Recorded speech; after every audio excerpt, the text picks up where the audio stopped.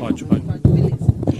O Luiz Otávio, do mestrado em Geografia, ele pergunta qual caminho o governo deve seguir para que paremos de usar cerca de metade do orçamento público para pagar dívida pública e comecemos a investir de forma expressiva em educação. O melhor remédio para a dívida é pagar. Não é? Agora, pergunte se os bancos querem que a gente pague. É evidente que não, porque eu já disse a vocês, do ponto de vista das famílias, isso é a nova escravidão. E do ponto de vista público, é o lucro mais exorbitante do mundo. E não pagam imposto sobre lucros e dividendos empresariais. Então o Banco Itaú, eles me odeiam, porque eu gosto de contar a história, porque não adianta discurso, tem que dar exemplo para a população entender. O Banco Itaú distribuiu 9 bilhões de reais recentemente para 4 famílias e não pagou nem um centavo de imposto. Qualquer servidor público dessa universidade, se ganhar a partir de R$ 2.050, paga 15% de imposto na fonte, não tem nem como escapulir. Qualquer classe média mais alta paga 27,5% de imposto de renda na fonte. E o imposto de renda pessoa física das grandes corporações, por lucros e dividendos distribuídos, não paga um centavo. Então, o que a gente precisa fazer? É evidente que essa dívida, ela do jeito que está, ela é impagável. Pelo volume e pelo perfil. E precisamos entender bem seguramente isso aqui, porque esse lugar não cabe brincadeira. Nem arroubos, valentões, etc., porque isso aqui é o seguinte, a gente tem raiva da especulação, mas a dívida pública, ela, por regra, corresponde à poupança da sociedade. Então, a gente precisa entender isso antes de mais nada. Então, o FGTS dos trabalhadores. Cada trabalhador tem uma conta vinculada do FGTS, tem um saldo de R$ 1.500, de R$ 2.000, de R$ 3.000, de R$ 5.000, de R$ 10.000. Pois bem, isto aí é um ativo que cada trabalhador tem, que corresponde a uma parte da dívida pública, é um passivo da União ter a garantia do fluxo para honrar nas condições de saque o FGTS. A caderneta de poupança da população também é uma dívida pública. A caderneta de poupança, a viúva bota lá o dinheirinho, né? O pai bota lá um dinheirinho para pagar a universidade do filho, e que é um ativo que a sociedade tem, e o Estado usa esse dinheiro, portanto é um passivo, é um pedaço da dívida. E tem lá o componente especulativo, que é o capital especulativo do grande barão, que é uma parte também.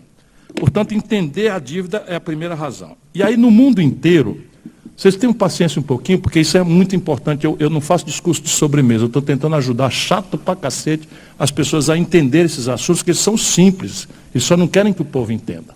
Então, veja, a dívida pública no mundo e na literatura é referida à proporção do PIB. Vocês devem ver isso de vez em quando nos jornais e na televisão. Então, a dívida pública do Brasil está se aproximando de 80% do PIB. Por que o Manual de Economia e a experiência internacional fala em proporção da dívida com o PIB? Porque ninguém paga dívida com o PIB. PIB é o conjunto das riquezas do país. Certo? A gente paga dívida com o Tesouro Nacional. Mas se compara com o PIB. Por quê? Porque, por definição, a dívida pública é de longo prazo na literatura e na experiência do mundo. Então, os americanos devem 110% do PIB americano, mas essa dívida vence em 30 anos. Os japoneses devem 220% do PIB japonês, mas essa dívida lá vence em 40 anos. Então, esqueça o economês, é assim, você ganha R$2.000, não pode comprar uma moto que custa 20. Certo? A motocicleta custa 20 mil, você ganha 2.000, não pode comprar. Ou ganha um salário mínimo, não pode comprar. Mas pode, como? Se picar a moto em 36 vezes, dividido por mês, você pega uma coisa, a prestação dá. Então, o problema da dívida é o estoque e o perfil, que é fluxo. Esse é o problema do Brasil. Nós estamos com um estoque gigantesco, 80% do PIB já é importante, mas o mais grave não é o tamanho da dívida, como se eu tivesse uma dívida de uma moto de R$20.000 ganhando 2.000. É moleza, se tiver composto em 40 meses, eu ganho 2.000, para ter 40 meses para pagar 20.000, é 500. Então eu gasto um quarto da minha renda, está tudo certo. No caso do Brasil, um quarto da dívida, que já passa de 5 trilhões e 700 bilhões de reais, vence em 4 dias. Este é o escândalo, esse é o crime. Por isso que eu sou a favor de uma auditoria da dívida pública. Porque se a gente vai num boteco já, A gente toma ali um chopp, toma uma cachaça boa das Minas Gerais, pega um torresmo, quando acaba as gastou a conta vem, você dá uma olhadinha, não é verdade? Não é? Porque às vezes o cara está meio bêbado, o garçom soma a data. O cara está bêbado demais, já aconteceu comigo. O camarada somou a data. Eu disse, meu irmão, que diabo é essa conta desse jeito? Ô, doutor, desculpa, eu botei a data aqui e puxei a conta. Então, qualquer conta de boteco, você confere. E esses caras consideram que o Brasil tem que pagar a dívida sem auditar. Então, tem que estar transparência absoluta para a gente entender isso. E em qualquer circunstância, o Brasil tem que começar a pagar esta dívida. Isso é poesia? Não. Eu fui governador do Ceará. Como todos os estados brasileiros, Minas, por exemplo, está numa situação deplorável, sob o ponto de vista fiscal, o Ceará tinha uma dívida mobiliária, que é dívida de título público. E essa dívida estava no mercado.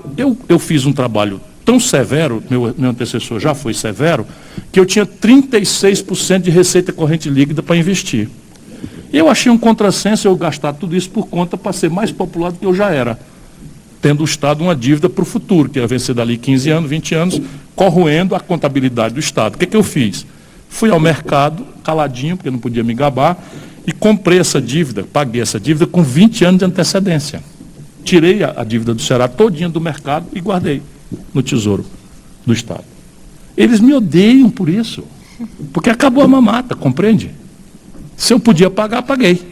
Então como é que a gente pode fazer isso? O Brasil tem hoje, só para vocês verem como nosso país é saqueado, o Brasil tem hoje 386 bilhões de dólares, numa espécie de caderneta de poupança chamada reservas cambiais. Isto foi constituído da seguinte maneira, lamentavelmente, nos períodos do PT. E continua com Bolsonaro Guedes a mesma mamata. Nós fomos ao mercado financeiro brasileiro, tomamos dinheiro emprestado a 14% médio de juro ao ano, compramos dólar, e com esse dinheiro emprestado a 14% ao ano, e compramos dólar e botamos esse dólar numa espécie de caderneta de poupança aplicada a zero lá fora. É como se tu tivesse zangado porque está pobre. Aí tem uma ideia genial. Vou tomar um dinheiro emprestado de um agiota ali, né? Vou comprar dólar e vou botar o dólar a zero aplicado e vou ficar devendo 14. Então pelo menos eu fico olhando aqui, eu estou rico, 14, né? Um monte de dólar guardado e a dívida comendo meu fígado aqui a 14% ao ano. Nós fizemos isso. Para que nós precisamos de 386 bilhões de dólares? Não precisa. Um país tem que ter alguma reserva, mas os padrões técnicos dizem que a gente precisa ter 1 ano e meio de importações. Isso é um padrão internacional. Se você tiver 1 ano e meio de importações em reserva, você está com o melhor padrão de segurança do mundo. Pois nós temos, se nós tivermos 200 bilhões, está sobrando quase 2 anos de importações. Então está sobrando 186 bilhões de dólares sem necessidade, com esse custo grave. Qual é a minha proposta? Tira 86 bilhões de dólares, multiplica isso por 4,2, que é a taxa, e cria um fundo soberano para reestruturar a dívida dos empresários que aderirem a um programa de investimento e emprego em linha com a retomada do Projeto Nacional de Desenvolvimento. E os 100 bilhões, que dá 420 bilhões de reais, paga a dívida, nesta proporção. Se eu pago 420 bilhões de reais, ou seja, pago quase 10% da dívida de uma tacada só, o que acontece com o preço do dinheiro, que é o juro? Despenca. E eu acabo a mamata do governo remunerar, porque vou consertar o fluxo, cobrando tributo sobre lucros e dividendos, fazendo progressividade do imposto sobre heranças, fazendo progressividade do imposto territorial rural, fazendo progressividade, né, no imposto no IPVA. Então eu conserto o fluxo e o estoque eu abato espetacularmente, quase 1/10, quer dizer, 1/10 dela de uma vez só, e isso promete fazer a taxa de juros brasileira vir para o padrão internacional. Aí sai da frente, meu irmão, que esse país vai arrancar para crescer, que nós vai faltar engenheiro em 2 anos. Estou dizendo isso porque eu conheço o Brasil. Vai faltar energia em 2 anos.